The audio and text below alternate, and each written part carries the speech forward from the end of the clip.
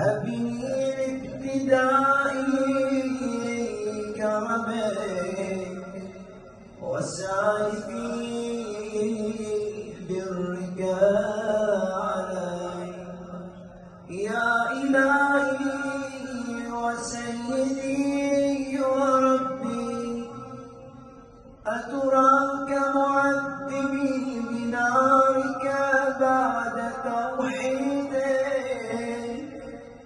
وبعد من طوى علي قلبي من معرفتك ولهجابي لساني من ذكرك واعتقده ضميري من حبك وبعد صدق اعترافي ودعائي خاضعا لربوبيتك.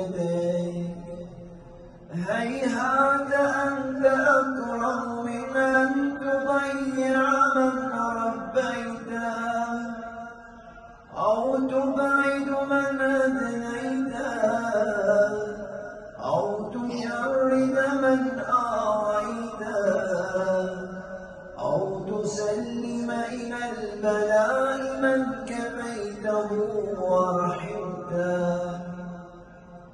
وليت شعري يا سيدي وإلهي ومولاي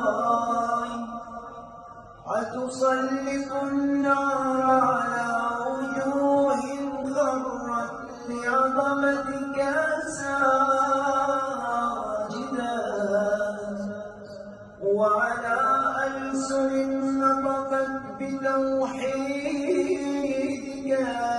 صادقا وبشكرك مادحا وعلى قلوب اعترفت بإلهيتك محققا وعلى ضمائر حرت من العلم بك حتى صارت خاشعا وعلى